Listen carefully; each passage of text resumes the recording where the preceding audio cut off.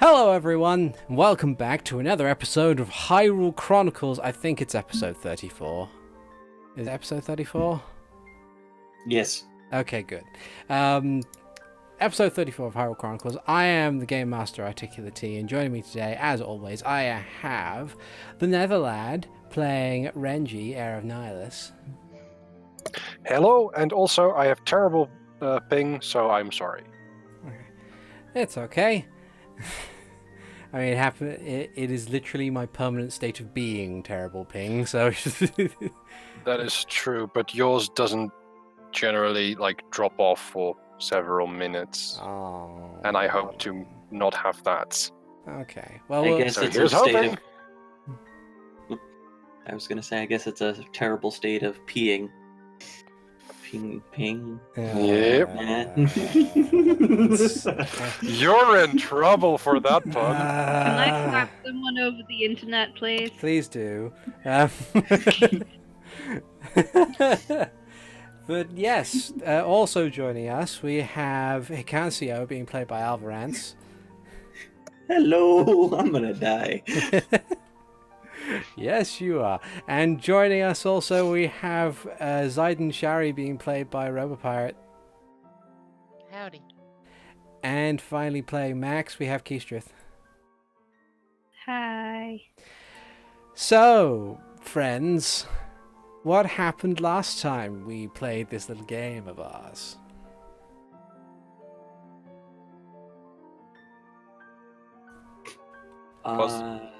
Wasn't it going to be... Not I thought it was going to be... Okay, good.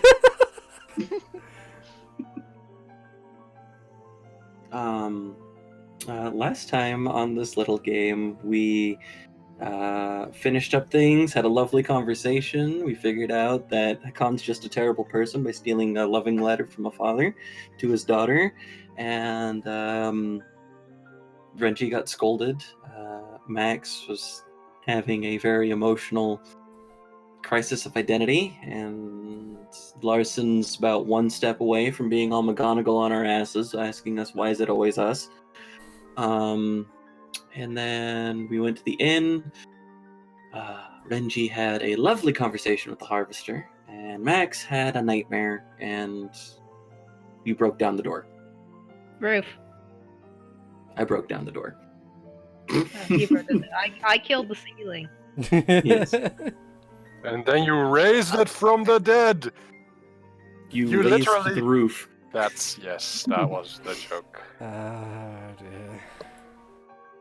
And then we had a lovely meeting with Nihilus where he's like, hey, looks like between stuff that you found earlier and this dagger that I totally threw on the table like a badass, it looks like you guys should go to Sarcossa. Also, you're taking Mara with you.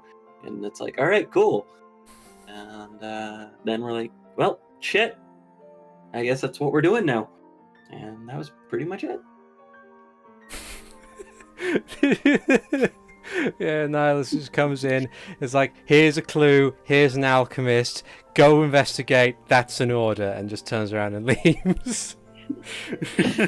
Before he steps out the door, we will talk about this, Renji. And then Yeah. just walks out. Exactly.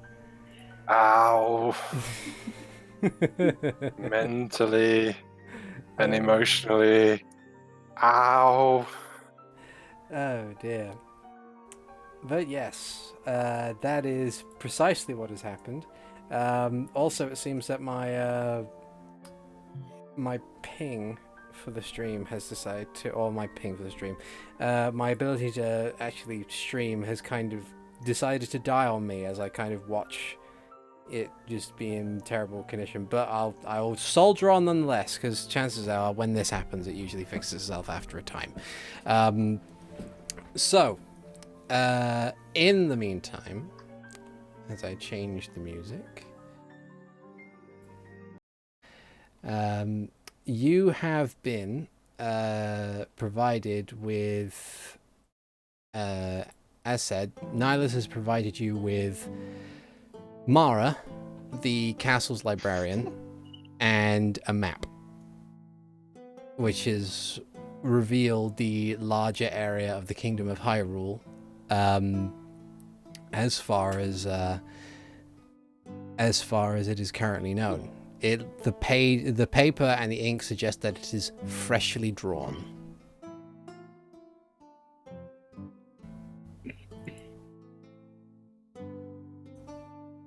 My response would be to blow on it, but it's like, no, wait, no, I'm sure they thought about that already.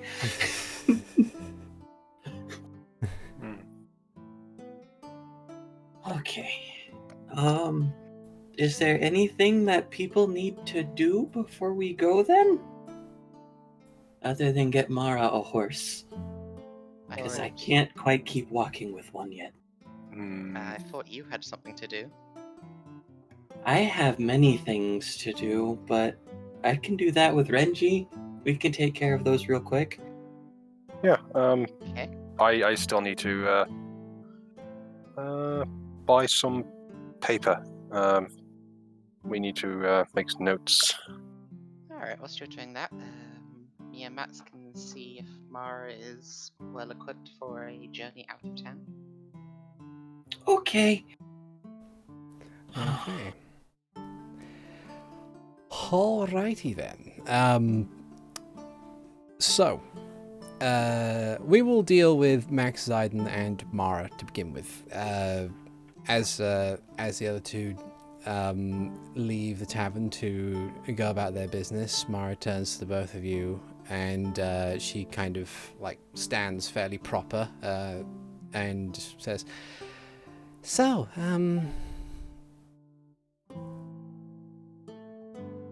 Sarcossa, I guess."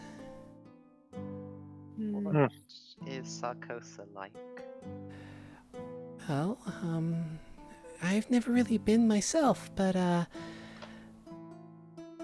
from what I understand, it's not exactly as orderly as Hyrule Castletown. Lots of people go in and out, and it's a bit more varied in the type of people that are there. But essentially, because it stands like something of a free port, I guess. It's yeah, from what I understand, it's a bit more exciting there, I guess. Ziden is going to inspect Mara and consider what is the probability that she will get kidnapped. Make a perception check to scrutinize. Yeah, perception to see what she's wearing and like her equipment and stuff, and insight to check her temperament, I suppose. 12 on perception, 18 on insight. Okay. So, from what you can see, Mara is currently wearing what appears to be a very basic sort of outfit. She wears something of a double-breasted coat with like a little shoulder sort of cowl on it. Something more or less equipped for colder weather. She wears very sort of she wears leather boots, which seem very practical. They don't have like any kind of heel to them, and they're very kind of made of a rugged material. Slung over one shoulder is a satchel bag. Under one of her arms, or actually kind of held in both of her hands at the moment, is a big heavy book, which doesn't really have any kind of title on the spine or any other kind of indication as to what the book is specifically about. But it does seem it doesn't seem like a standard book, but it doesn't seem overly expensive either. And on her belt, you see that there are a couple of things, such as a couple of empty, what appear to be potion bottles, a couple of satchels, and one hammer. Okay. As for her temperament, with your 18, you can tell that she is remarkably nervous, which doesn't make much of a difference from when you probably met her the last time when you were in the castle library.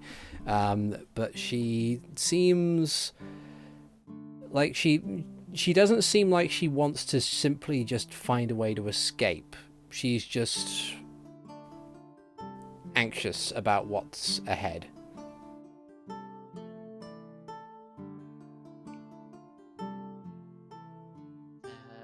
cut out, maybe? Oh, where did I cut out? She's anxious about what's something? Yeah, so she's anxious about the journey ahead. That's pretty much it. Alright, so Ziden will speak to herself. Mara, that book of yours, is it valuable? She looks down at the book and then gives a little bit of a nod and says, yeah, actually, it's a general almanac, I guess, of various different things. I was briefed on what exactly we were going to be looking out for in the way of magic users and undead, and I decided to kind of pull it together from a few other spare books that we have. It's generally just a general guide that I have that I can refer to when we're doing stuff, as well as a couple of alchemical recipes. Oh, that's wonderful. I think most of us have bags of holding of various varieties if you would wish to store any of your stuff, rather than having to carry it on your person for the long journey. Oh, well, the satchel bag that I have is also a bag of holding. It's just, I was reading this briefly and I forgot to put it back in my bag. Yeah, I'm sorry, I haven't really done much adventuring myself, so I don't know if there's anything I'm missing, or... Do you have, like, camping stuff? Yeah, I have a bedroll in the satchel bag. And, like, rations and stuff? Yeah, I have rations. Don't worry, if you don't have any rations left, you can always have a good berry. Okay. And I assume you already have your own horse? The castle has allowed me to requisition one.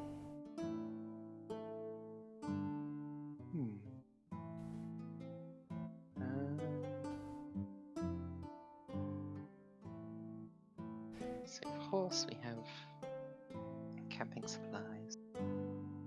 And you understand that given what you've said of Sarcossa, when we get there you should generally stay close to the group. Oh, yeah, absolutely. I don't intend on going anywhere that I don't intend on going anywhere by myself.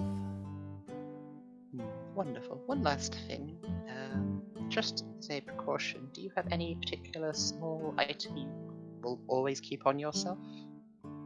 I have an ability to locate such objects, which would be helpful if you do get lost.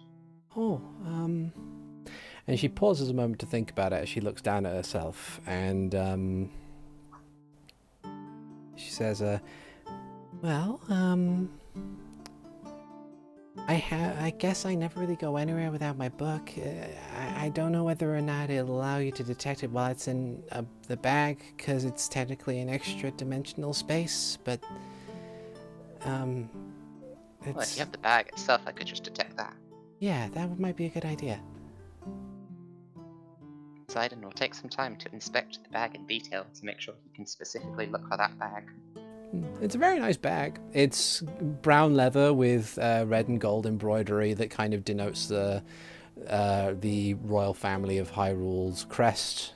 And yeah, generally just it very looks like a standard issue sort of bag that the castle would provide one of its scholars. Though of course it being magical, it makes it slightly different from the others. Wonderful, Mara. Well, I think it seems like you have all that you should need. I imagine we'll have a wonderful journey together. Okay. Well, I think it'll be good to work with you guys. I'm really sorry if I slow anyone down. Of course, I know you and the others are more seasoned at this than I am. That's okay. Everyone has to gain experience somehow. And she smiles slightly. Plus, you did help me with my own inquiries in your library. Yeah. Well, I mean, it's only fair. It's what providing information is what libraries are for, right? Yes, wonderful. Hmm. Is there anything you want to take care of before we arrange our departure?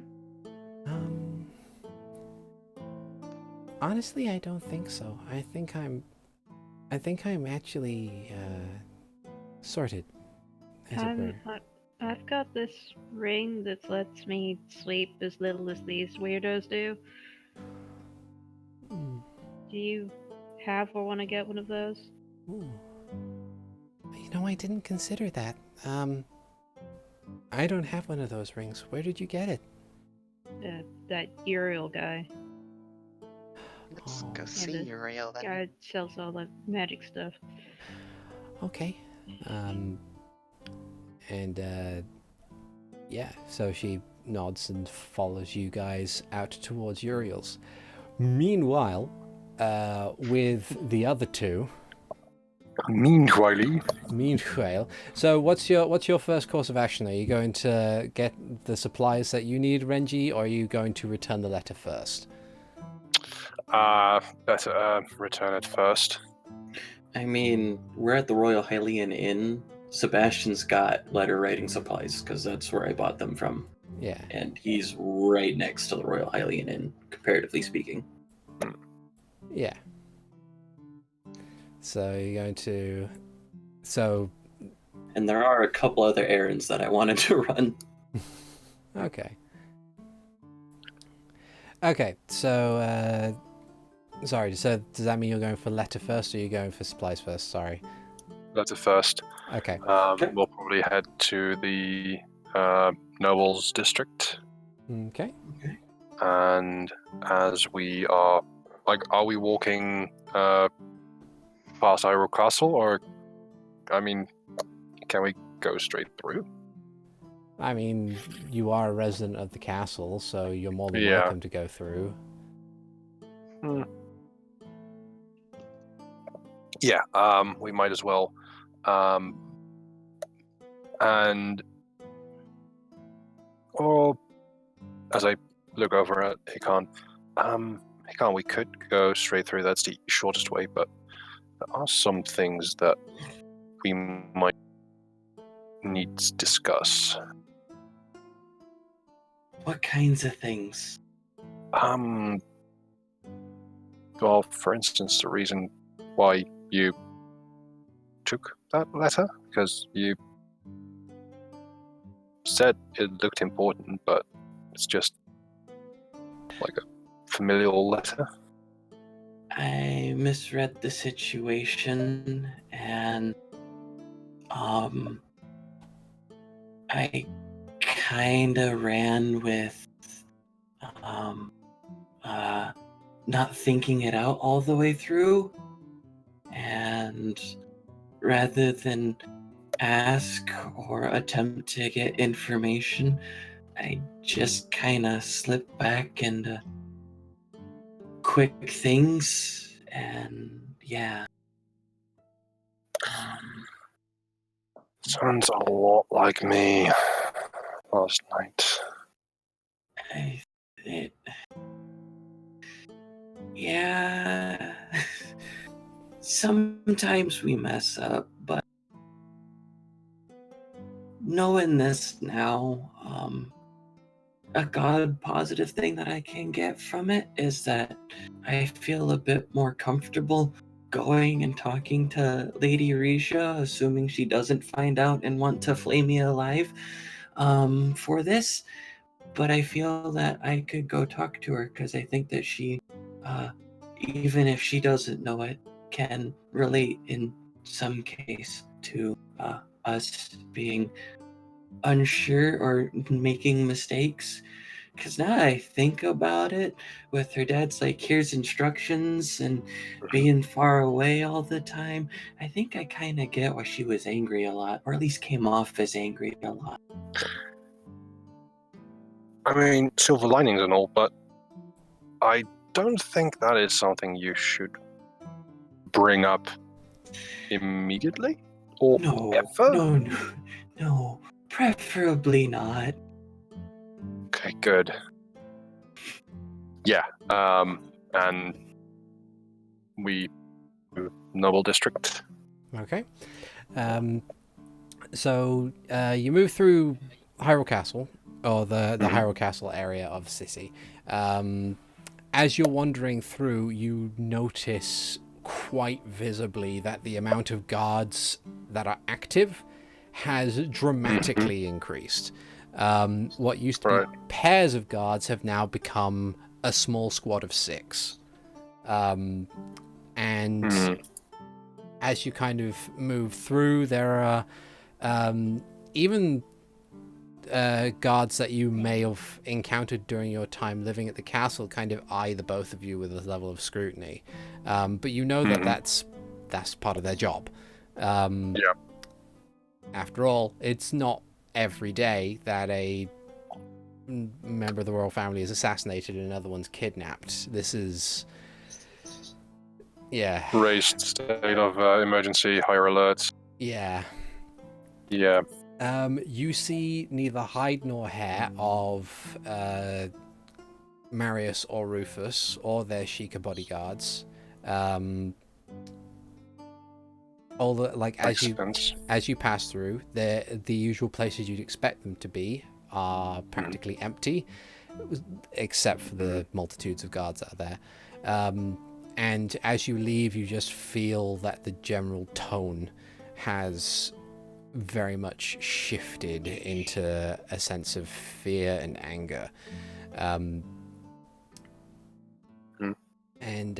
as I walk through, like, it is obvious that I am not my mood sours by every step as I am there.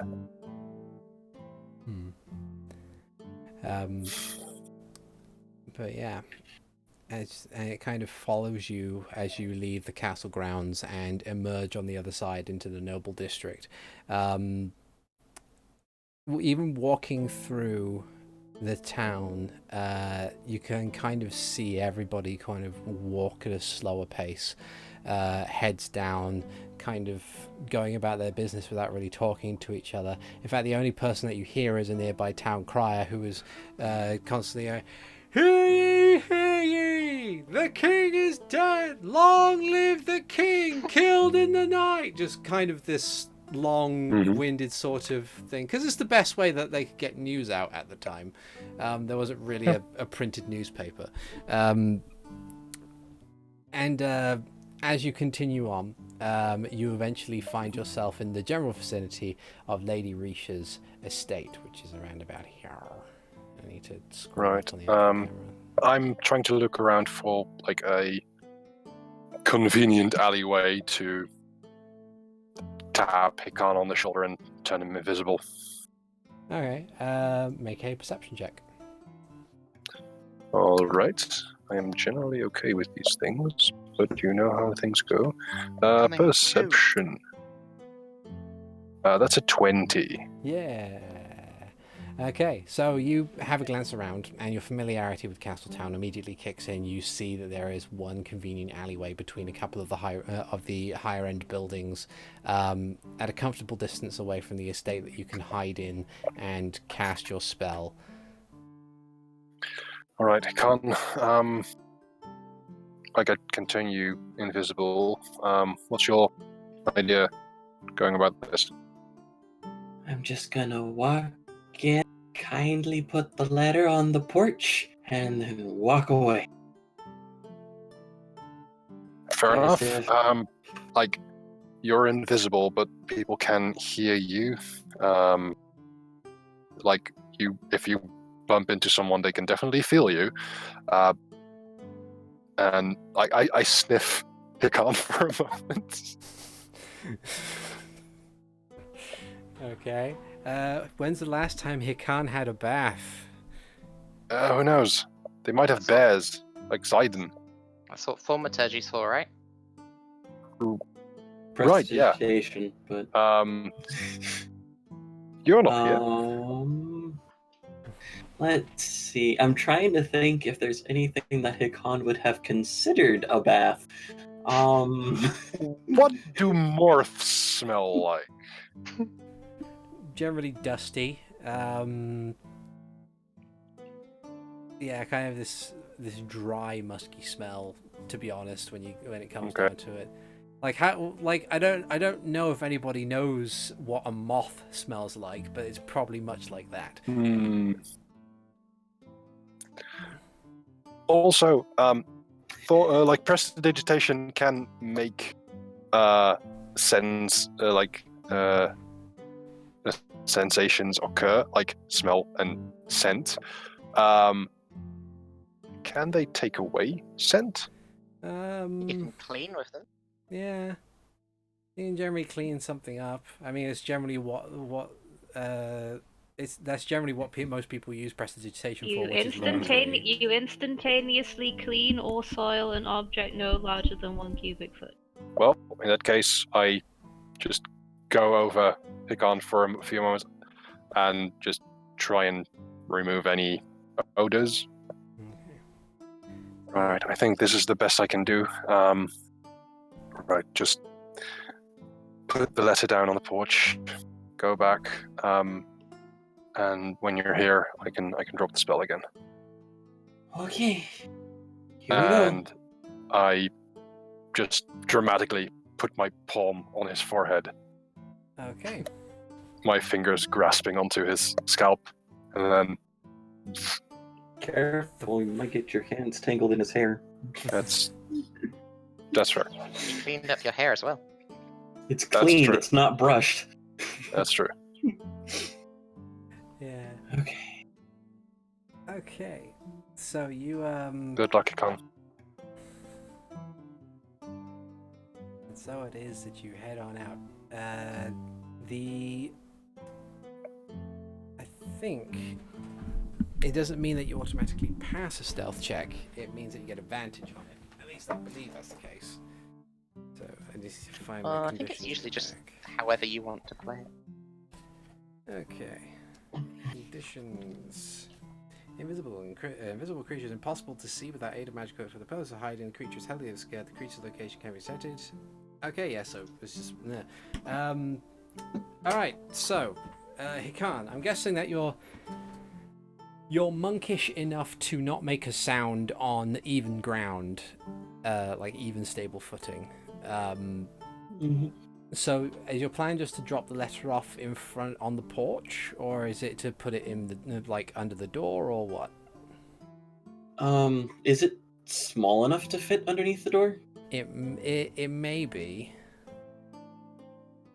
I'll give that like a gentle try, like not force it or anything like that, because when she did say that, doing things aggressive, and I don't like Hikan wouldn't know what's considered aggressive that would drop it. So because the reason why I ask is that much like they were at the beginning, and much in the same way that Simeon's estate had this, is that there are always a pair of guards who are standing either side of the front door. yeah, And they're not terribly. I thought that they were at a gate. Yeah, they're basically standing right next to the door almost, and they're not obscured in any way, so you can clearly see them as you kind of poke your head around the side. Okay. Yeah, or would they be standing like a couple of steps forward in front of the door? Yeah, I'd say Or so. literally. Alright. So what Hikan would do then is he would hold it hold the letter up a little bit above the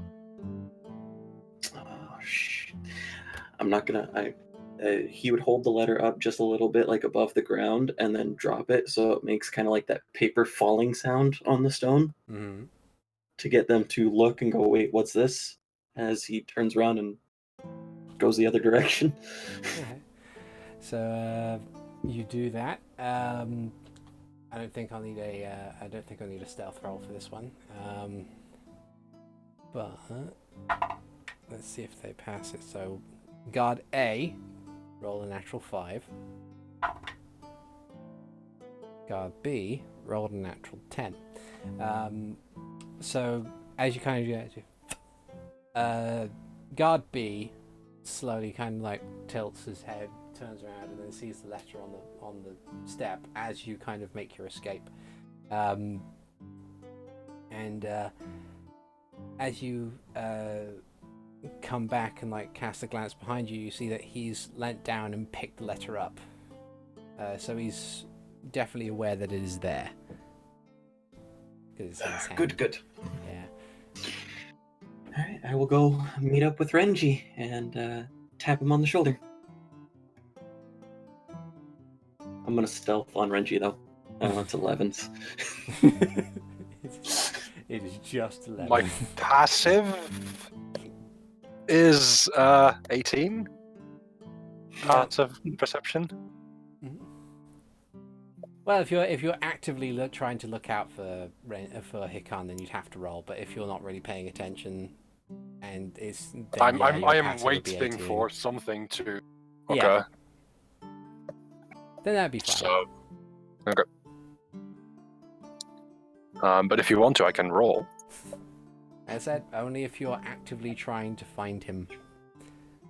I'm not actively trying to find him, but I am paying attention to something, like someone coming back, who may or may not be invisible. Like So you that's If you want to 25. roll for the lulz, okay. Yeah,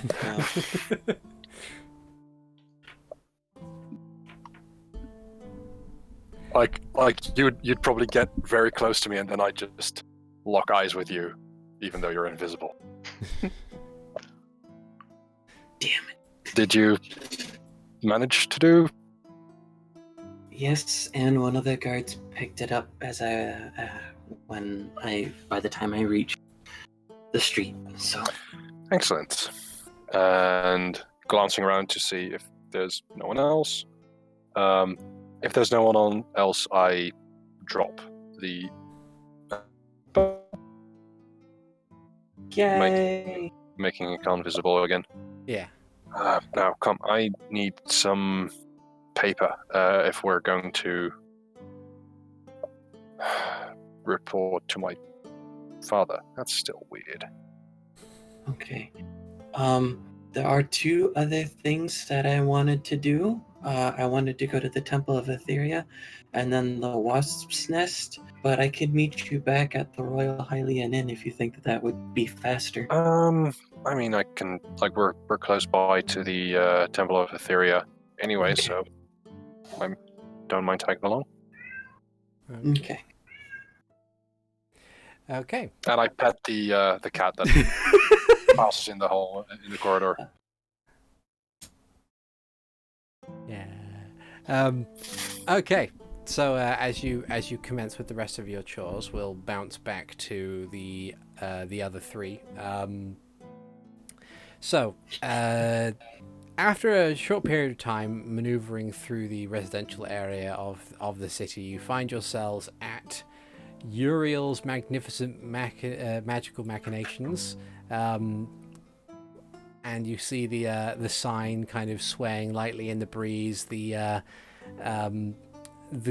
black and gold door that kind of sits on this otherwise ordinary building. Ziden will go in first. Okay. You open it, and you see inside the gilded floors, the gilded walls with all the lock boxes, the ever-present floating candles with the blue flames that kind of just hover in the air. And at the very end of this long room, you see sitting behind his desk is the large, jolly man with the curly blonde hair and the mustache, Uriel. And he just kind of looks over and smiles widely and says, "Welcome back to Uriel's magnificent magical machinations. It's good to see you again." Okay. Well, it's kind of how Max be. Sort of gestures to that Renji Vox, like, so, this is pretty good. My friend here, Mara, could do with one as well. Mara kind of tilts to the side from behind you and waves sheepishly, and Uriel kind of says, "Oh, Very well, new traveling companion. By all means, I can get you that in no time at all. And he gets up, he takes his little crystal thing, goes over to one of the drawers and waves it slightly. There is a as all the locks just cease to lock this drawer, and he slides it out. And you see the rows upon rows of magical rings, all these different designs and attunements, some of which glow, some of which have this kind of radiating heat or cold from them. And after a brief scanning over, he plucks one of the rings out, and it looks pretty much identical to the one that's currently on your finger. And he says, now then, let's see, I believe for something like this, we only asked you for 50 gold pieces. Am I right or am I wrong? It's been a while since I sold one of these. Thanks, so. Okay. Just wanted to be fair. And he totters on over and looks to Mario and says, I believe this is yours, young lady. And he places it in her hand. She says, oh, right. And briefly puts her book in her bag of holding, and then takes out 50 gold pieces from the bag of holding and places it in his hand. He says, very prompt. Glad to be doing business with you. And he waves his hand, and the money disappears from his palm, and he then places his hand together and smiles widely at all of you again and says, well, that was a quick and easy transaction. Now, might I ask, is there anything else that you'd be interested in, perchance? Gonna glance inside and see if he wants anything. Did we ever sell those bagpipes? I don't think you did. The bagpipes of annoyance, wasn't it? Yes. We should check. Oh, I'll check with him how much, if he'd be interested in them. So out of Ziden's bag of holding, he will pull out Pucky's bagpipes of annoyance. Pucky's bagpipes of annoyance. I'm in the wrong window to check that. Let's see. Chic boys. Oh no, it's the bad piper all over again.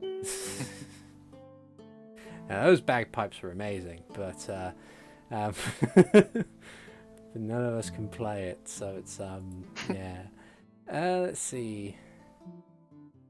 I think if I remember correctly, the bagpipes of annoyance were like They're in my inventory. Oh yeah. I'll put them in the chat. Oh yes, please. Pucky's bagpipes of annoyance. Spend an action to play them. Every creature that can hear in 20 feet has disadvantage on their next attack rolls or skill checks. They do indeed. And they always sound terrible regardless of how good at bagpipes you are. Let's see. He kind of takes a look at him and says, now for something like this,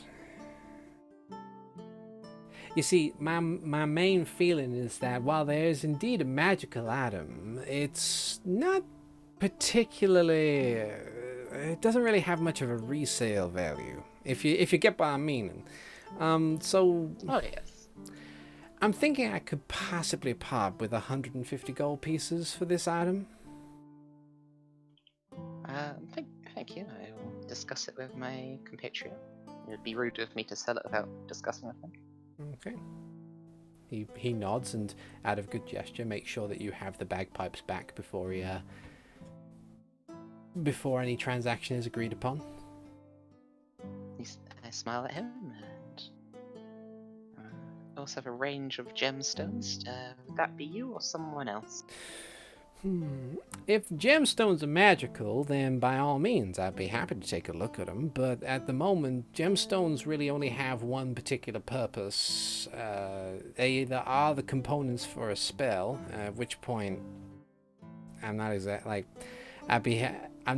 the type of person to be able to discern that. You'd probably be wanting a jeweler for something like that, but the only other option is that there is a particular kind of spell that, to be honest, if you were to cast it, then I would be questioning your moral fiber, sir. What's that? Well, it's quite a powerful one, but it's more or less typically used in order to trap souls. That doesn't sound like the type of thing I would want. That's good to hear, sir. I suppose that if everyone has as they desire, that's potentially us done. Are you all right, Uriel? You sound a bit less chipper than usual. Well, and he kind of just like shifts his weight from foot to foot as he kind of leans back a bit and says, I suppose recent events have not exactly been the best of times, as it were. Oh, of course.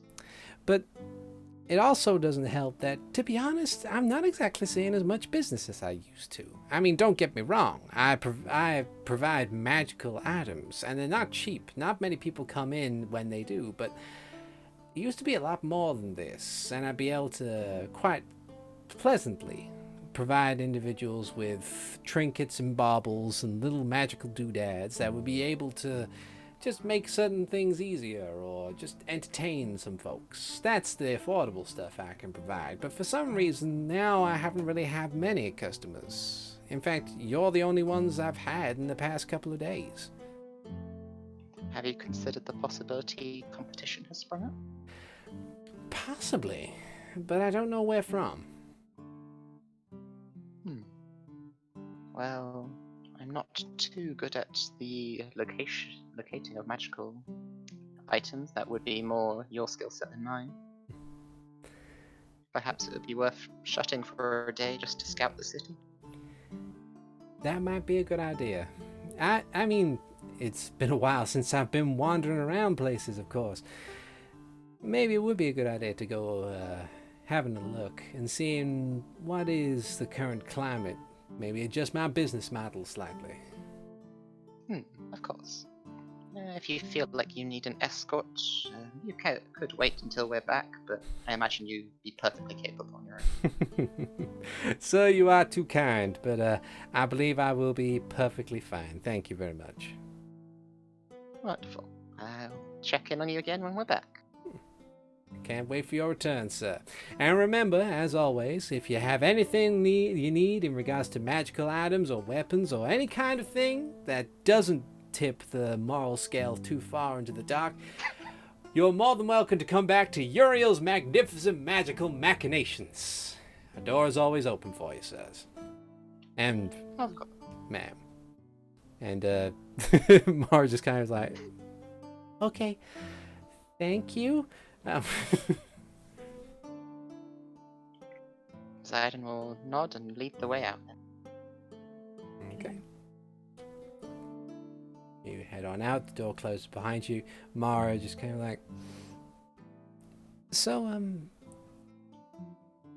that, I wasn't aware we had a magical shop like that in the city before. Has it been there long? Maybe that's why his business has been doing so well. Well, if he's saying his business has decreased, that wouldn't be the case, would it?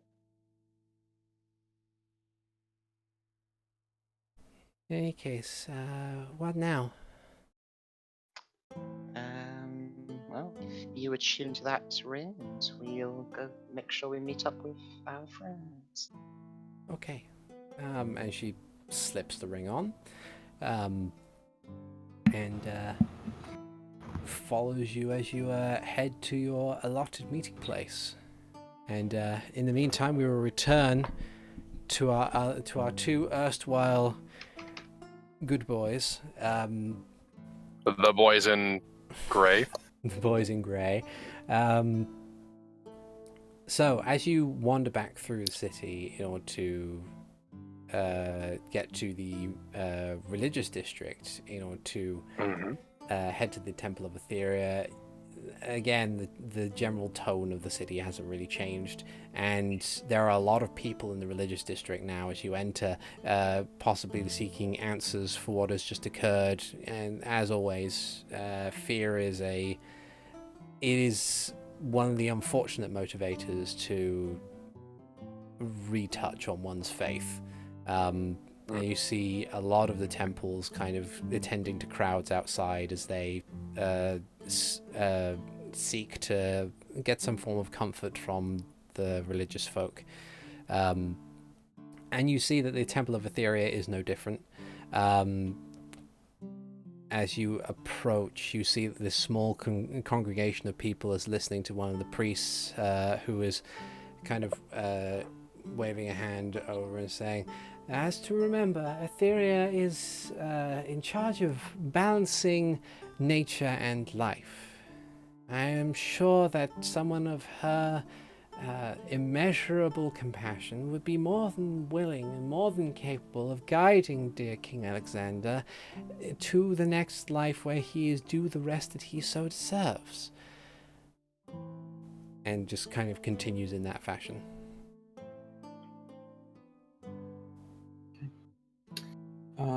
Hikan isn't particularly paying attention to the preacher or anything like that, and goes more towards the effigy of either Etheria or her symbols, whichever one's inside the temple itself. Mm. And he just kind of stands in front of it and looks up at it for a little bit, and then says relatively quietly, mostly because I don't know if Renji's there, but just kind of like, Always there. "So, I don't really know how this works, but I know that since Tyrina had to go, we could use a little bit more guidance, especially because I tend to not think things through, so maybe just an eye when you can spare it after Tyrina gets where she's going and is safe and that, but I think that's how this stuff works. Yeah. Didn't want to stop long, just figured it was a good point to stop and say something, so a friend liked talking to you or following you or whatever she did. But yeah. I guess that's how it works, isn't it? Okay, I'm done. Oh He dear. just politely bows towards the preacher as he turns around and just starts walking back out. There is a small smile on the preacher's lips as you kind of say your piece to the statue. You note that the statue of Etheria appears to be a kind of a woman with a somewhat larger frame, just kind of sitting in a meditative pose with both her hands to the side with palms facing up as if to kind of set a balancing scale. There appears to be like wrapped around her body like a sash, appears to be a snake, which is at that point kind of eating its own tail, like the Ouroboros serpent.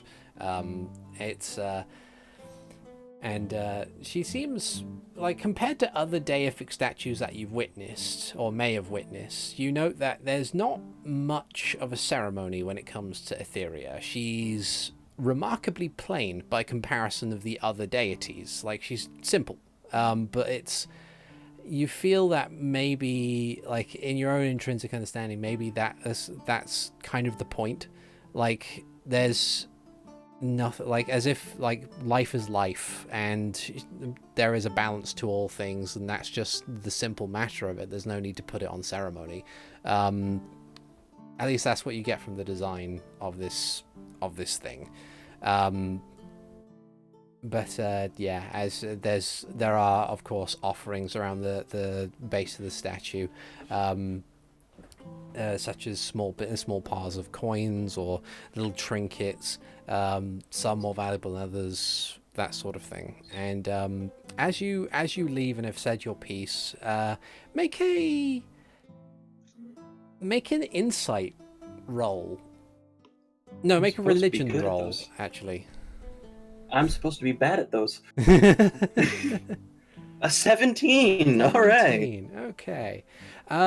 So as you kind of leave, having said your piece, there's this weird, imperceptible feeling of warmth that kind of fills your center a bit. And like it feels like a little bit of the weight has kind of been moved off your shoulders almost. All right. All right. Yeah. So as you said and done that, and you leave the temple, where are you planning on going next? Hikan would like to stop by the Wasp's Nest to see if he could find Leona. Okay. Renji would probably come with and try and find a general store someplace afterwards to get some paper. Maybe visit Sebastian. There's no maybe about this. Oh, yeah, If Hikan's with you, he's taking you to Sebastian's. There is never a maybe about this. So, you progress on your way through the city. So, before we go on to that, is there, other than meeting up with the others, is there anything that Max or Ziden wanted to do after having acquired a ring for Mara? Well, I realised we had all this bundle of stuff in my bag of holding I should probably sell, but never actually confirmed with anyone if we want to sell it or have it for any particular reason, so I think I should do that first. Okay.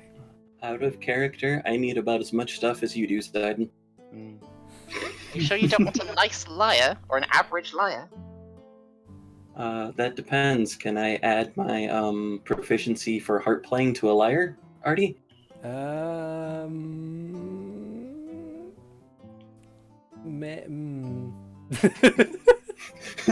no rolls to make. It's a difference. The DM doesn't want to be called a liar. I'd say you could try it, but at disadvantage. Try at a disadvantage? No, I don't need a lyre, but thanks. Well, at some point, sell them, but Yeah. I'll just hold on to them for now and then forget I have them again. That's fine. Oh no, Max. Renji said he needed paper. We should go to Sebastian. When there's like a period of extended downtime, we could probably cover the selling of that in like a brief thing if people wanted to. But since time is technically of the essence, Yeah. Yeah. yeah. Okay. But yeah, so Renji and Hikan, you make your way down to the Wasp's Nest. As you're passing through the area of the slums in which it is located, what is your... Remind me of your passive things again. Your passive perceptions. 18. 18 and 16. 16. Okay. All right. So as you're maneuvering through, the two of you kind of realize that as you get to the Wasp's Nest and look around, there aren't many guards around here. Like, you maybe see one or two, like, posted on a couple of street corners, but the distance between them is remarkably big. Did that cat follow us? Apparently it did. Hmm. We have a cat now. Good. You have a non-magical pet cat, which does as non-magical pet cats do, which is not listen to any of your commands and cannot be useful in combat in any way, shape, or form. Fair enough. But we have a cat. You have a cat. Okay. But yeah, so as you kind of arrive at the Wasp's Nest, you see that it's about as busy as it always is, really. You can see there are a couple of patrons inside the small bar. The windows haven't been broken yet, from what you can see, and the door is still on its hinges, but there aren't many people outside.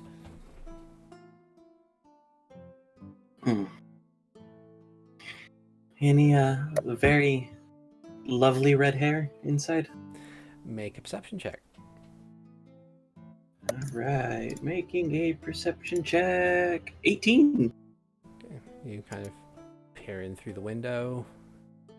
You don't appear to see anybody with Leona's red hair. Okay. I will go ahead and step in and just walk up to the bar and just, hey, know it's been a bit since I've been here. Have you seen the red-haired lady that likes to throw people out of windows?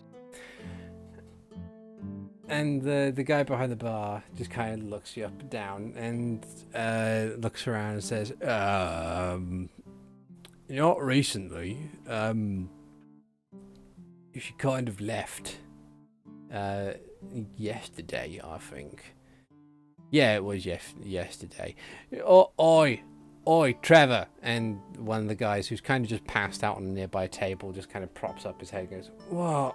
And says, red-haired lady, the one who broke your nose last week. What's have you seen her recently? He's like, no, I haven't fucking seen her. Jesus. Or a friggin' din. Ugh. And just kind of lies back down.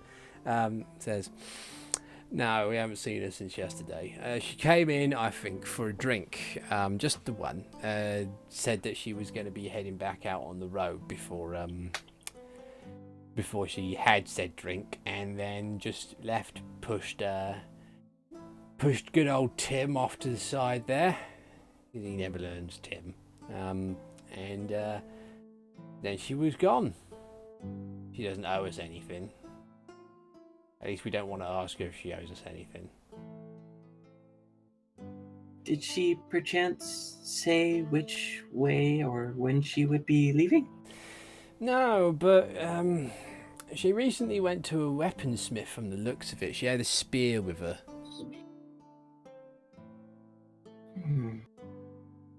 Okay. Thank you. And let me take a look at my inventory. I will go ahead and give him 2 copper for his time because that's how many coppers I have. Kind of looks at it and kind of like slowly eyes you and says, thanks. And just puts it in his pocket. And then I just turn around and walk over. Well, darn. Oh, well. Warlock? No luck. I was gonna ask her since she was the person that gave Ramon the black eye if she saw him talking to anybody since we're going to Sarcossa anyway.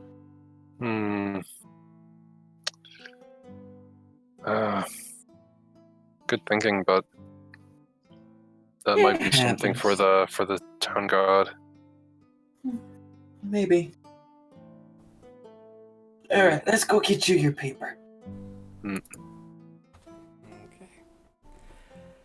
So, excuse me. So you leave the Wasp Nest and return to the commercial district, where you weave between the buildings and along the streets, and eventually find yourselves back at the small, inconspicuous store with the extra long sign that says Sebastian's Normal General Store ... Honest Guys. And you can still see the piled up stuff in the window. This just gratuitous amount of generic gear that is just kind of filling the shop area. And sitting behind his desk is your friend, the regular mustachioed Hylian, known as Sebastian. Got any paper? And he looks over and says, "Oh, hello! Welcome back! It's good to see you!" And he like nods his head. And... It's likewise. It's not the greatest of time, but good to see you. No, I'm so sorry. It is a very unfortunate thing to happen. I've seen so many people at the side be so sad about what happened. Yeah. Sebastian, Hmm? could you make some of your pies again? I think I can do that. Yes, I can do that. You know, you are my best customers. I shall do that for you right now. And he. No. Not for us. Not for us. But I think it might help the people feel a bit better. Here. How much would, like, 10 cost? Oh, and he kind of like, he kind of like puts up a hand and counts the air with one of his clawed fingers and just like, I think that maybe a 10 would cost something around 2 gold.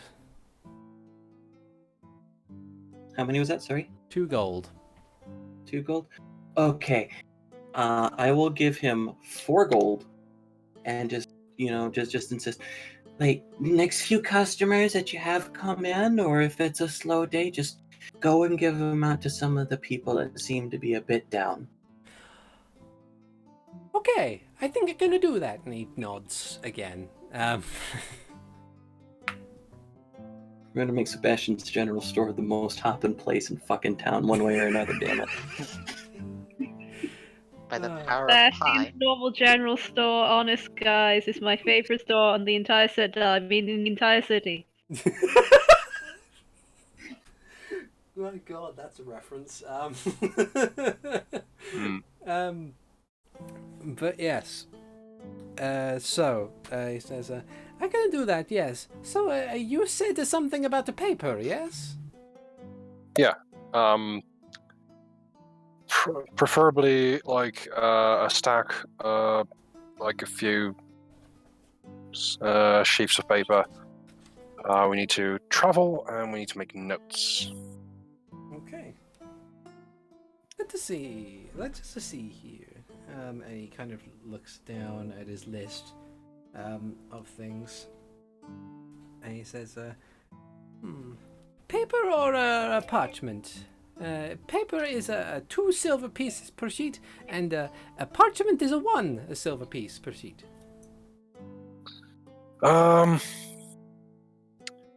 Let's stick with parchment for most of it. I need about 20 sheets of paper, and then 5 sheets of 20 sheets of parchment, 5 of paper. Okay. He disappears, and he comes back, presenting you with 20 sheets of this yellowed, crinkly sort of parchment in a nice neat stack, and this much more clean, refined sheets of paper, 5 of them in another stack, and he slides them forward. He says, that will be 30 silver pieces. And I don't have enough silver, but would this suffice? And I put down 3 gold. Oh, that would be very good. Thank you, sir. And he slides. I'm sorry, I don't have it smaller. Oh, it is okay. It is perfectly fine. It works out mathematically in the end. Yes. I believe so. Yes. He nods enthusiastically again before he puts the money into a thing just under his desk, and he once again slides sheafs of paper and parchment towards you a bit more. He says, "Did you need ink, or are you okay for ink?" I still have some ink. Okay. Although, like a bottle of ink extra wouldn't go amiss. Oh, okay. And he totters away, and he comes back with a small bottle of this black ink in like a kind of like a potion bottle almost, but it's got like the bottom is flattened so you can rest it on a desk. And he says, "Now this is 10 gold pieces. Ink is very expensive, as it turns out." And he places it on the desk in front of him. Yes. And I hand him 10 more gold pieces. Okay. Although, is it possible if I pay with platinum? Yeah. Platinum? Ooh. I would not stop you. There are not many places in this city that would take a platinum, mainly because not many people have a platinum. Not even many of the nobles have platinum, from what I understand. I like to keep my coin pouch light. That is a fair. He says, if you wish to pay with platinum, then you may do so. Thank you. And I, instead of giving him 10 gold, I give him a platinum piece. So he takes it, he examines it, and he's like, ooh, very nice, thank you, sir. And he puts it with the rest of his coinage. And in addition to the ink bottle, he provides you with 1 free ink pen to go with it. Very kind. And he nods again and smiles and says, is there anything else that I can provide you with? Hikan, what about you? No, there's nothing that I need. Things are I'm a bit light on coinage at the moment, but I'm good on everything. Okay. And the cat came into the store too. In that case, I think we're okay.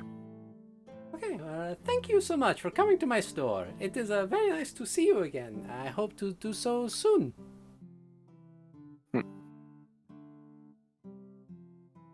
And he smiles and waves as you leave with his trademark enthusiastic wave. And as you kind of head out, he tosses off to the back to prepare those pastry things as per the request of Hikan. But yeah, you have successfully acquired ink and parchment and paper. Is there anything else or any other place you need to go to before you meet up with the others? I'm good. I'm good. Okay. So eventually all of you manage to meet back up, utilizing the Royal Hylian Inn as your base. And Mara kind of looks over all of you and has once again taken the book out of her bag and kind of is holding it in both of her hands. She says, so, are we ready to go? Is there anything else we need to do? I think we're ready. Okay. And It's okay, Mara. We'll be right here. okay. Right. And she will head out with all of you to acquire your horses and find yourselves preparing to head out once again into the wide world of Hyrule Kingdom. And To adventure! to Adventure! So as you leave the kingdom, as you kind of saddle up and prepare to make your way out north along the road, you notice that the general weather appears to be fairly overcast. It's generally just a grim day. It's middling temperature. It doesn't feel too hot or too cold, and possibly due to the unfortunate events that had transpired the night before, you find yourselves on a partially empty road. You see the farmers in the farm areas surrounding Castle Town still doing their work, as they always do. But there aren't many travelers on the road. There are lots of guards, though, who kind of just patrol the routes along the main passageways along the that go across the plains of Hyrule Field. And you begin your journey heading north along the road towards Riggin's Stead, which is the first stop along the way. And considering that you're all on your horses, it's roughly about a 10-mile journey. So you get there pretty much by midday, early afternoon, depending on how fast you're moving. Are you going at a trot? Are you going at a gallop? What's the plan? don't think we're going to run the horses ragged immediately. I'm not sure what the others think about that. Sustained gallop will probably kill our horses. Yeah. Yeah, and I don't want to kill my horse. It's best not to. So, Yeah. not taking it easy. Standard cantering. Okay. So you make your way along the roads, passing by several small groups of guards. Some of which are standing on the road, others are wandering back and forth along the road. You see a couple of new watchtowers that are being constructed along the way. These very basic wooden sort of structured outposts that are just being put together with the help of local workers and everything. But you eventually find yourselves... Ooh, local jobs! Yeah! Regicide comes with employment now.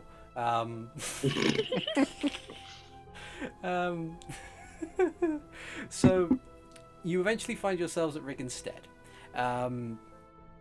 Now, two of you aren't particularly well aware of what had recently transpired in Riggensted, but two of you are well aware of what has transpired in Riggensted.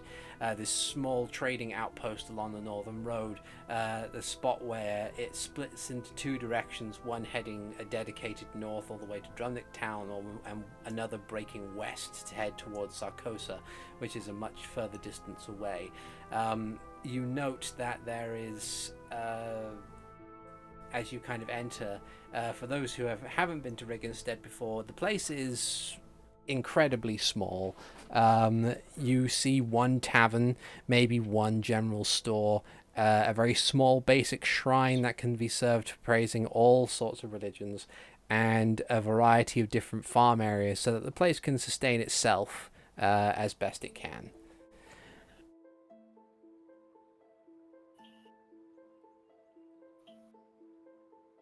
Do you dilly-dally, or do you continue along the roads? Maybe. I'm not sure if we need to stay here. So As maybe you get pass- some fresh water if we can. Get some fresh water or something like that. If we pass by the farm with the kid that we helped, I'll look to see if I can see them out working the fields and wave to them. Nothing long. Okay. Yeah. So you fairly easily stop for some fresh water, and making sure everything's all set and ready to go. As you make your way out of town, you do pass that farm, and you do see around the back. You see David and his son setting to work, having acquired a new cow. Considering the previous ones have been rather brutally killed by mini-blins in the forests nearby. But they seem to be, once again, hard at work. This time, Josiah seems to be significantly more cautious, which is a good thing. But they do see you as you pass, and they both offer a polite wave to the two of you that they recognize. Before you... Oh yeah, I do return that. As does Hikan. Yeah. Okay. And then you continue onwards along the roads, which is significantly further journey. You get to about as you continue on, you notice that there is a lot of you notice that there are a lot less guards on this aspect of the road. The further away you get from Riggensted, the fewer guards that you see, and you also see fewer travelers. At least you see fewer travelers heading east, back along towards Hyrule Castletown.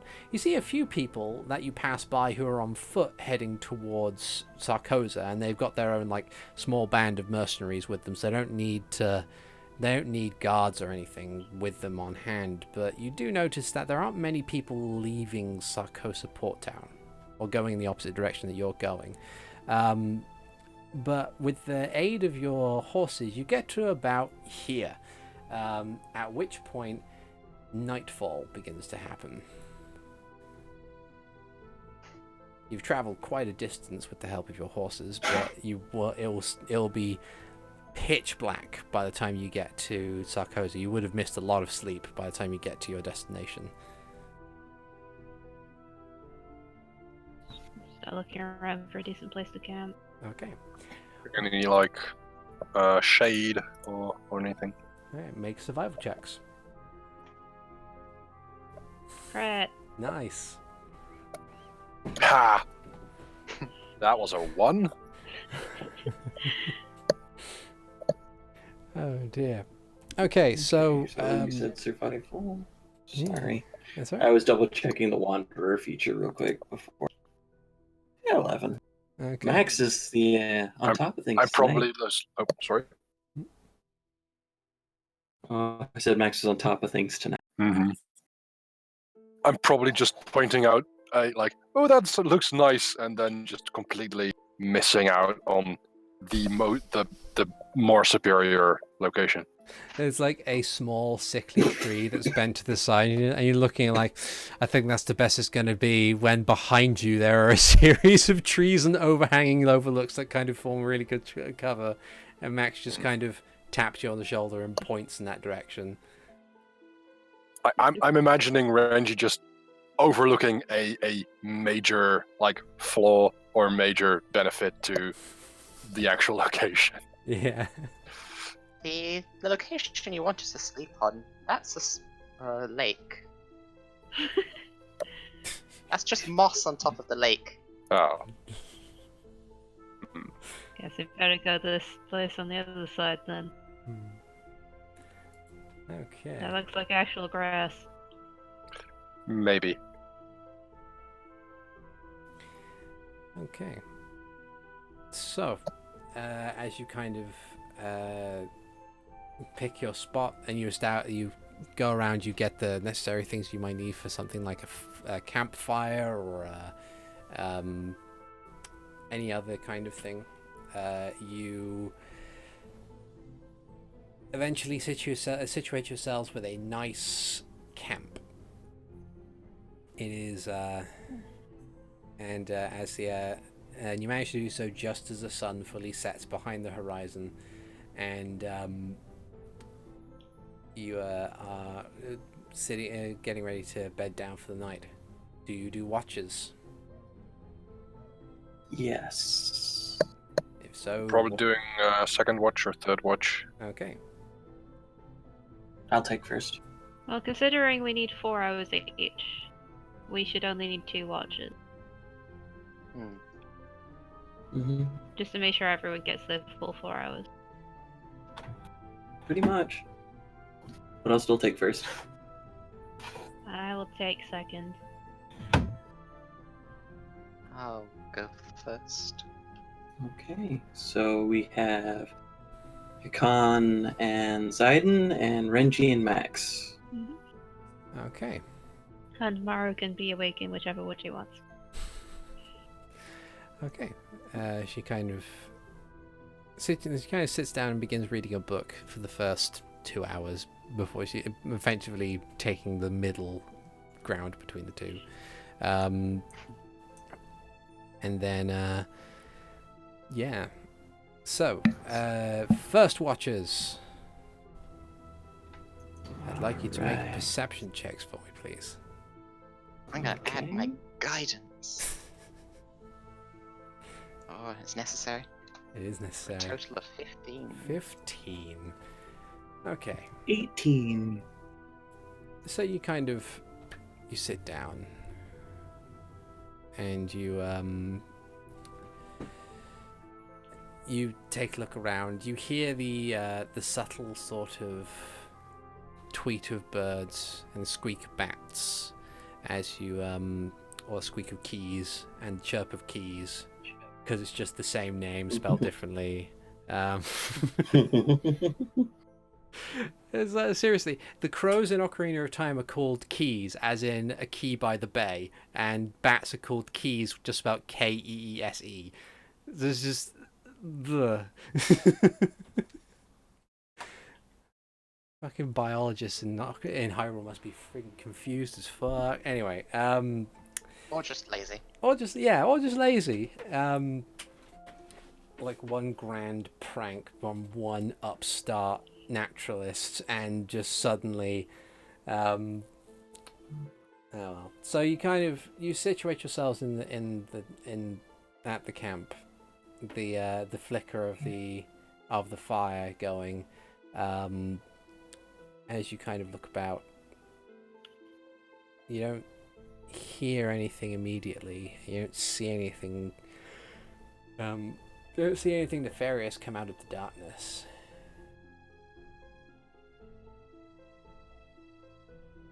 All right.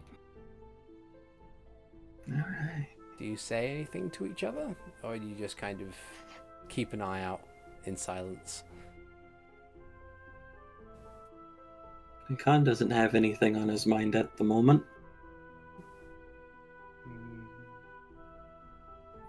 How No, disappointed does Granddad want to be?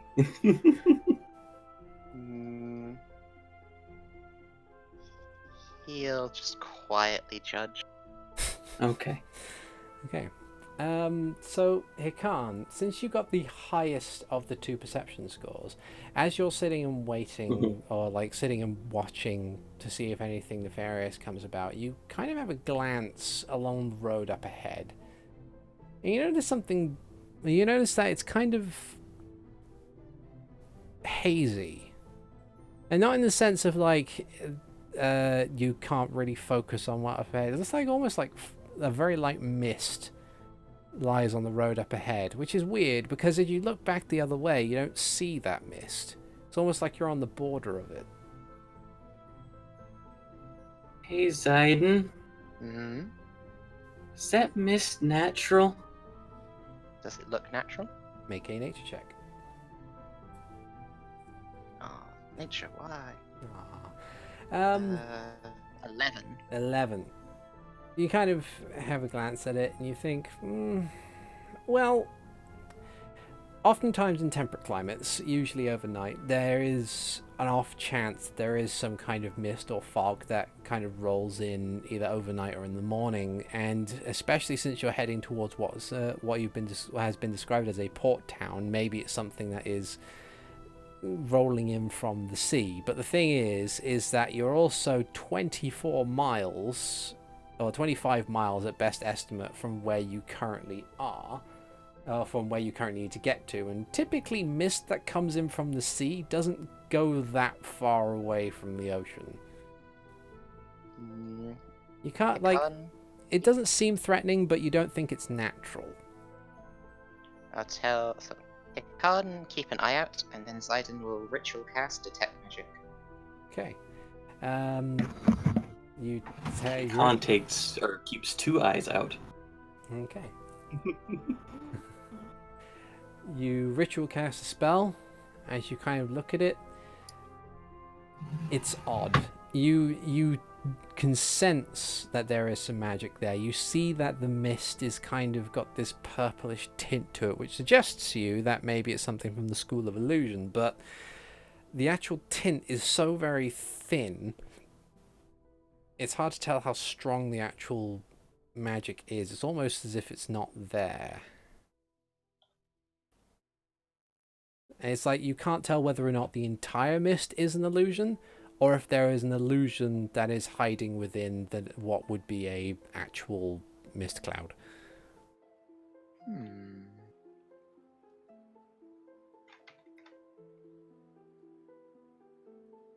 Is it staying where it is? Yeah, it doesn't appear to be advancing towards you. You don't see any unusual shapes. It's just mist. We'll let the others finish their rest, then mention it to them when they wake. Okay. And see if they want to investigate it. Sounds good. I would assume perhaps it is related to why so few people are coming back. Okay, so as you kind of sit and ponder on this, the last few hours of your watch come to a close.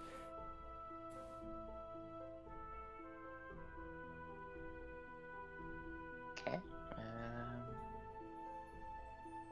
Ziden will go nudge Renji away. Oh, okay. I'm awake. Max. Nah, I grab like a small stick and poke Max. nah, you don't need to. I'm already awake. Max, Okay. as you say that and you sit up properly, you look around and you find something almost immediately unfortunate and unnerving, is that despite the fact that you heard your companions' voices and you felt the poke of the stick, as you sit up you find that they're not there. Mara's gone, Ziden's gone, Renji and Hikan are both gone, the fire has been snuffed out, and it's still dark. What the fuck?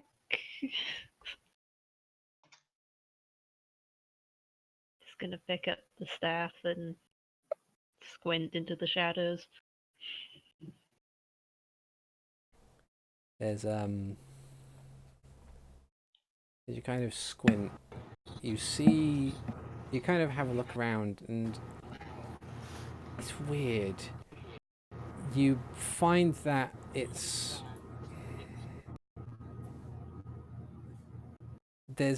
almost sepia tone. There's not much that can be like, you can't tell because it's so dark, but you feel like the color has been drained from the world, and you can see that even though you felt that there was a breeze, none of the leaves are moving, none of the branches are moving, none of the foliage around you seems to be moving in tandem with this breeze that you can still kind of feel. Gonna back up until a tree trunk is at my back and keep looking out for any threats. Okay. So as you look out for these threats, a voice enters the area. It doesn't like pierce into your mind. It sounds like someone's actually speaking at some distance away, and it says, "Hello? Who goes there? Oh, right." And kind of like slowly moving out from behind a tree a ways away is a average height man. He's definitely Hylian. He appears to be have a very scraggly sort of beard, and kind of wild grey hair. The staff he holds is gnarled and old. It looks more like a tree branch than anything else, and he's wearing these ragged brown robes. But he doesn't feel threatening. He doesn't have like a mad look in his eye. He kind of just stands a ways from you, about 30 feet away, and just kind of stands there and says, "Which one are you? You're Max, I believe, yes?" How do you know that name? It's complicated. I was hoping to talk with you briefly if I could. Do you have something to do with why my friend's on here? He kind of looks around and says, "It hasn't gone particularly well. I was hoping for something a bit more coherent. You're not in danger." Just a yes or no answer to that question would be nice. Yes, but again, you're not in danger. Okay. I just wanted to know one thing. Right. Why are you doing what you do?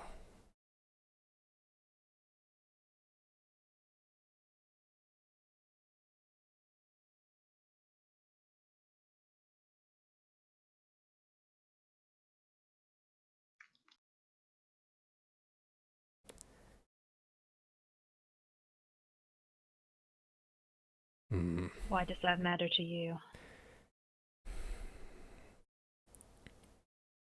I suppose it's a little peace of mind. I understand if you don't want to answer, at least not yet. I want to do some good. And he kind of, as you say that, he slowly nods and says,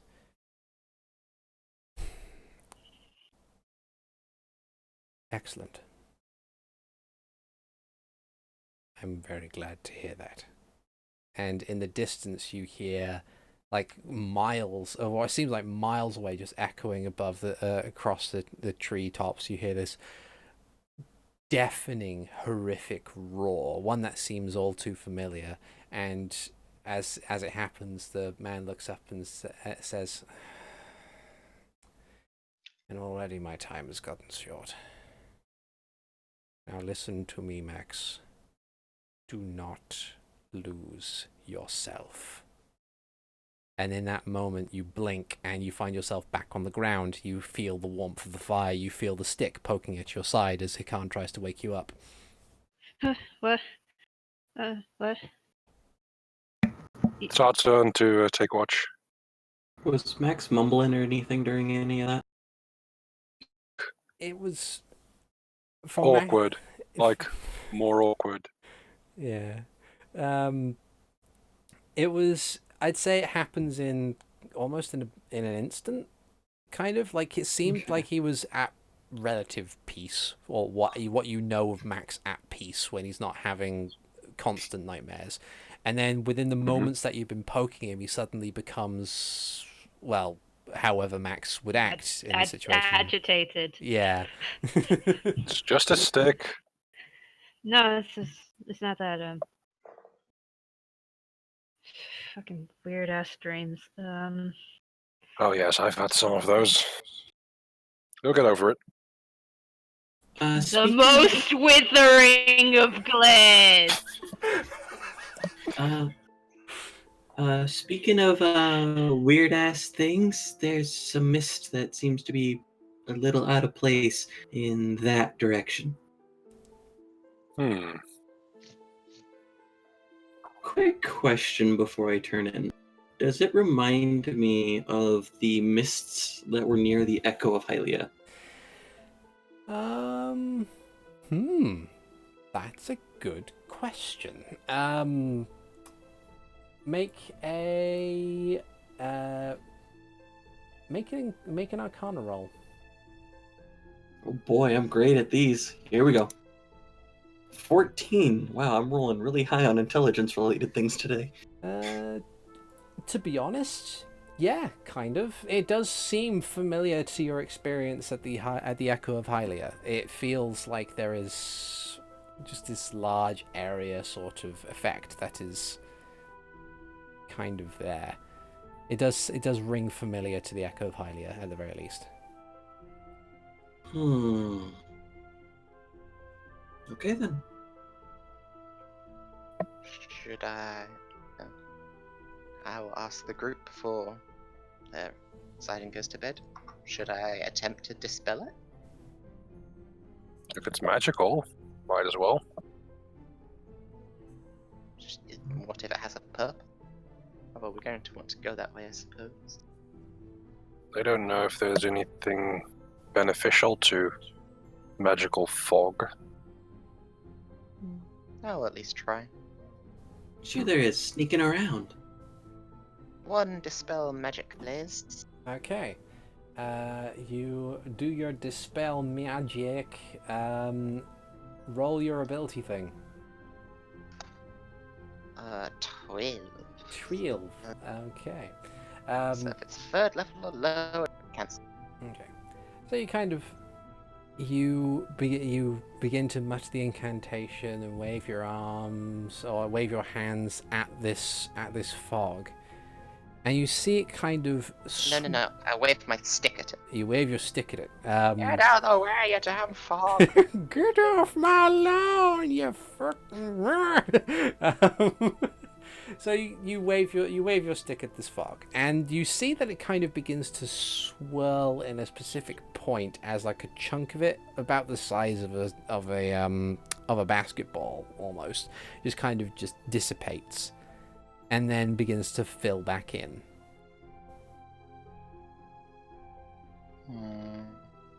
Well, I can try that another 2 times, but Doesn't seem worth it.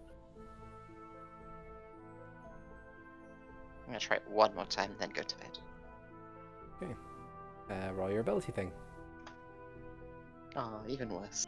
Damn, This you time it's roughly the size rolls. of a tennis ball that just kind of dissipates and then refills. Ziden will shrug and go to lie down. Okay. Okay, so do we need to deal with magic fog?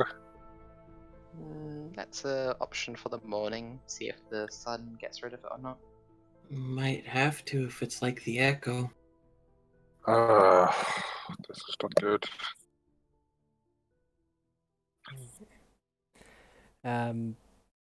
So as you kind of situate yourselves for the night, second watch people, make perception checks for me. Alright. 18 and 16 for Max. Very nice. Yeah. So you kind of have a look about. You sit down. You acquaint yourselves with your surroundings. Once more, you hear the wildlife around you, just kind of going about its business, creating this brief ambiance among the gentle breeze that blows in.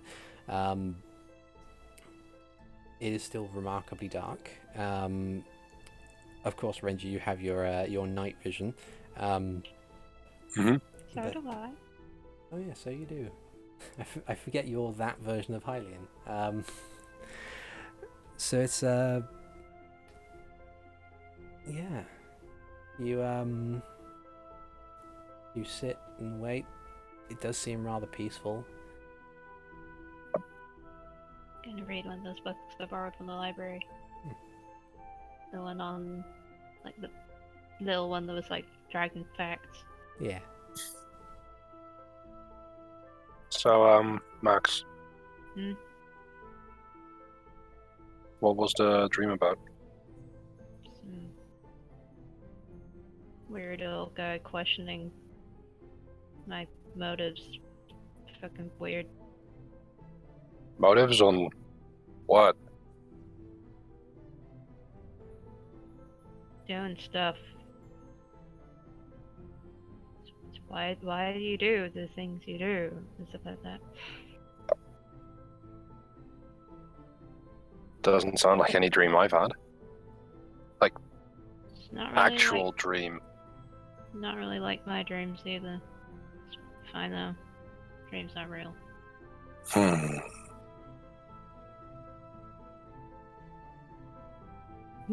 His fingers clench around the inside of his books, and he says, "If they're not real, they can't hurt you."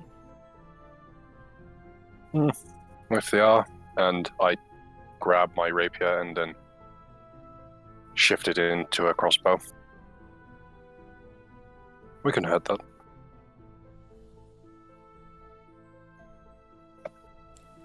They're not real. Hmm. They can't be. Then I'll just use this on anything that comes to attack us, that is. So after some brief amount of time, Mara begins to shift, and she sits up and says, "Oh, good morning." Morning. She takes a glance around, sees it is still dark, though there is to the east there is a shift in the color of the sky as the sun is due to rise. She says, "Wow, I don't think I've ever been awake this early. This is weird." Right? Yeah. Okay. And then she takes out her book and begins to read it again. Also, there's a weird fog. Oh, wait, what? Over there. Yeah, apparently it's magic or something. Just kind of leans over and squints. Is it still there? As you kind of look back at it, it takes you a while to see it again, but you think it's still there. It's much less dense than it was.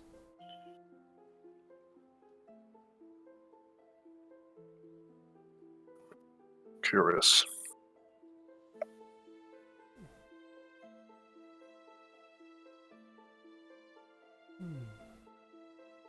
It's weird. And it's not dangerous at all? Did we need to move? No, just sort of sat there.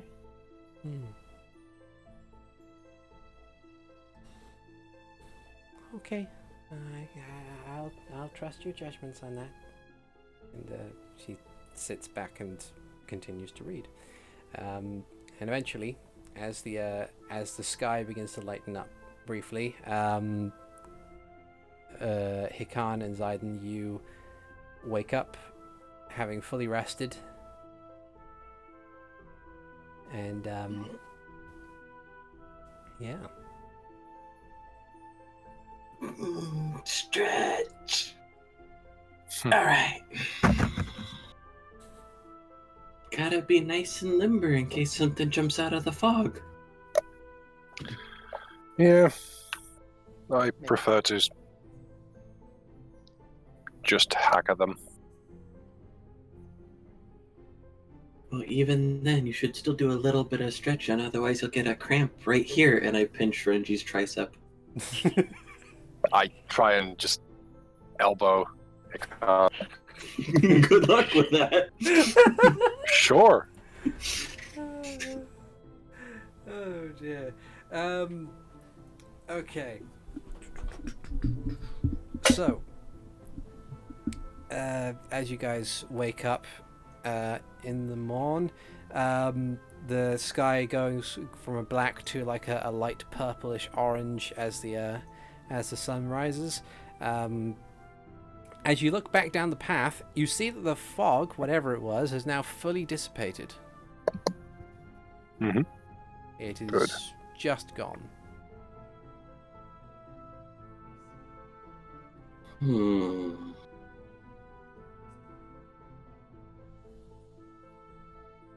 Maybe is that because it was like the sun's out? Because when it was like with the echo, if I remember correctly, and I might be remembering wrong, it was there for majority of it, but it also felt like night all the time. Yeah.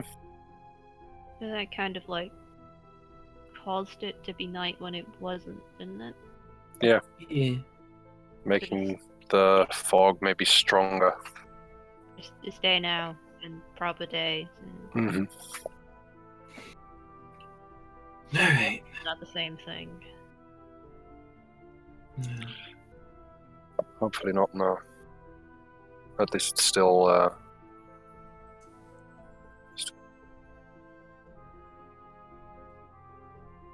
okay. Yeah, well, talking about it's not fixing anything. So, and Khan gets on horse and gets ready to head out. Someone in this Sarcossa place will know about it. Okay. Hmm. So as you guys saddle up, make sure everything's all sorted and you've got all your stuff before you leave the camp, and you continue on down the road, still unimpeded. You don't see anyone coming from the opposite direction as you make your way, but eventually you do arrive at Sarcossa Port Town. I need to play this music. It's not as big or as busy as Hyrule Castle Town by any stretch of the imagination, but it's still fairly sizable. It has a small wall that kind of encircles it from the from the entrance of the land, and you see a couple of guards posted by the town gate. You see a couple of crates and stables that are set up around the entrance to the town, as these guards, who are not dressed in the same manner as a Hylian castle guard is, stay at attention with their spears, and they have a sword sidearm on hand, and as they see you approach, one of them puts up a hand.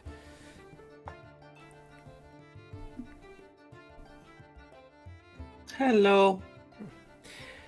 Oh, welcome to Sarcossa, friends. Might I ask what your business here is? Trade. Maybe some fun in the city if there's an opportunity to have that said fun. Besides, my friend here, and I pat Max's horse, hasn't seen the ocean yet, and we wanted to show him the ocean. Make a deception check with advantage, Renji. Deception with advantage. I love that. You're welcome. 25. Okay. So he squints, but he nods and says, "Right, well, if you're here for fun and if you're here for trade, then you are at the right place. Most of the trade that happens in the kingdom usually happens here. We get stuff in from the Brina and Holodrum on a constant basis. If you head towards the port area, that's where most of the trading spots are, at the very least for various different types of goods. We have a variety of places that you can stop into, and of course, since it is a port town, there are plenty of places to have some fun, as it were. Whether that be getting a nice helping of your favorite tipple, or maybe just having some kind of fun with some questionable individuals. And he kind of looks over the three of you. He looks at Mara, who is far too reserved and bookish in order to constitute that. So he glances over to then the three teenagers, with Max being 19, being the eldest one. But he does look younger because he's small. Yeah. And so he says that, and then looks at Ziden and is like, but clearly, since you're probably not going to be interested in any of that, there are probably other things you can do in town. Though there is one warning I feel like must provide you newcomers. There is a curfew at the moment. It's advised that you get inside by around about 7 p.m, if that's alright. That has something to do with that fog we saw on the way in? Yeah, just a little bit. Unfortunately, the fog that actually has, it's significant around here. We don't know what's caused it. It's been here for a couple of weeks. We had sent requests out to Hyrule Castle to see if we could have someone look into it, but we haven't had a reply since. What's what can some little bit of fog do? What can the fog do? Well, sunshine. The fog can essentially be so thick that you aren't able to see ahead of yourself for at least 5 feet. In addition to that, some rascals have managed to actually become aware of how thick and dangerous the fog can be, and have been using it to steal things. It's rather dangerous for such a thick fog when someone knows how to navigate it and they like stealing stuff. So we advise people to stay indoors where the fog can't get in, and then you'll at least be safe. Mr. Guard, sir, has anybody left going to Castletown in the past day or so? There's been a couple of people, yeah. At least we see people leave. Okay. Just curious, thank you. Not a problem. As I said, despite that, welcome to Sarcossa. Feel free to enjoy yourselves. Thank you, and you have a good rest of your day. Very kind, sir. Be seeing you. And as we leave, yeah, as we pass them, Renji just has the biggest grin on his face. And when we're out of earshot, Max turns to you and goes, "So I guess we're not telling anyone about the mission?" Not immediately. No. Besides, Okay. first off, You kind of reasonably far away from home. You No kind of one- glitched no out in one- the middle there. Like, I doubt they even know who Sheikah are. You kind of glitched out in the middle of your sentence. I didn't hear a big chunk of it. Yeah. Oh no, Did we lose him? we might have lost the netherlad. No. And we were so close to the end of the session as well. God damn it. All right. So, as you head in, what's the first order of business that you are now in a new town? Put our horses in the stable. Yeah, stabling up the horses is pretty. Yeah. If it's safe for other people, it'll be safe for us. Okay. So you head over to the stables. The stable master there is a very large, bulky individual. You believe him to be Hylian, though he has some very he has some features about him. I'm sorry. That's all right. Welcome back. Just no, I have no internet on my computer. I am on my phone. Oh. Oh. Okay. That's all right. We're coming to the end of the session anyway, so we'll be able to, yeah. So the gentleman who is the stable master, he appears to be Hylian, but he is very tall and hunched over, and he has a very square set of features.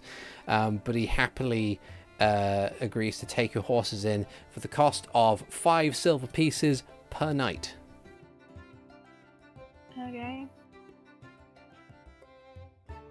Well, with So everyone that's- there, I would say I put down a platinum piece and I say, we'll pay the rest upon departure.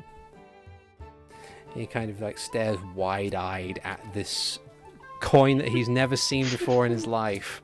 It's kind of in his hand, and says, "Oh, thank you, sir. It's very awful kind of you." And he clasps both hands around it before he bows. Quickly look around to find a place to hide it where no one will nick it. Yeah. Simon's gonna look around to make sure no one's spotted Renji flaunting his cash. I am careful with showing it, but Make a very good sleight of hand check. okay. I will have to roll manually. Oh yeah, that's fine. What I can do is I can bring up your character sheet and roll it for you if you'd like. I can roll. Yeah. Disadvantage, you said? No. No just a advantage. really good no one, disadvantage. Just be really good at it. That's a 12. That's 12. Plus, I believe, 2. Okay. So, as you've done it, Max, as you're looking around to... Max and Ziden, as you're looking around to see whether or not anybody else saw that, you see like several pairs of eyes from different directions kind of see this happen. And they don't make much of a thing of it. They just kind of look at it and then turn back to the conversation that they've just been having.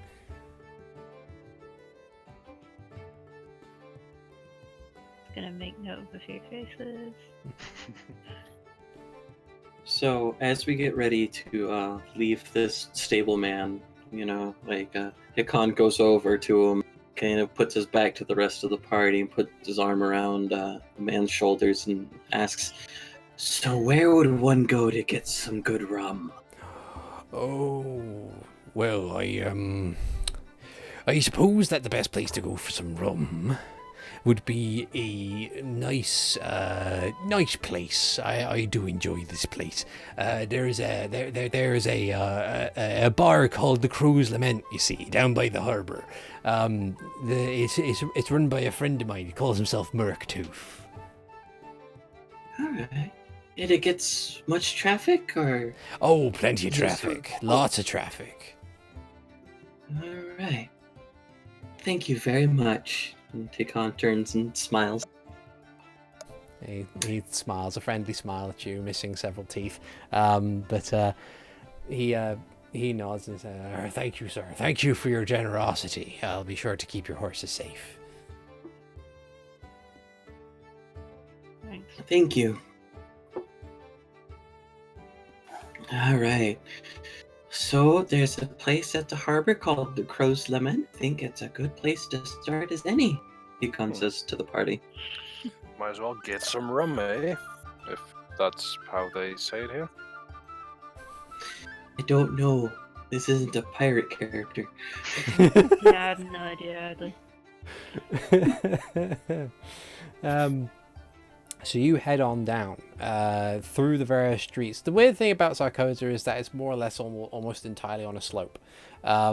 So as you're progressing down the main avenue of the town, you're heading down this gentle slope before it reaches this harbour, which is fairly sizable. You see a couple of large ships, very big galleons, sort of docked in the harbour with their flags waving and lots of people working on them. But eventually you turn various corners and you find yourself before a very ramshackle building. It's big. It's roughly 2 stories tall and at least 20 feet wide on each side. But it is very unkempt. There are plenty of stains and broken planks of wood.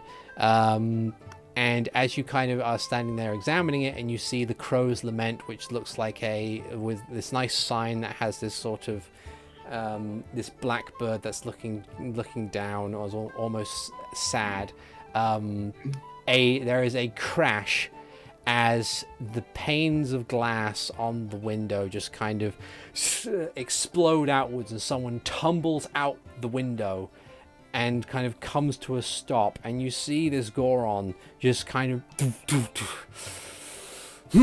and just stomp back in, pushes the door open, it slams behind him, and there's a raucous cheer. Yeah! And on that image, we shall end the session there.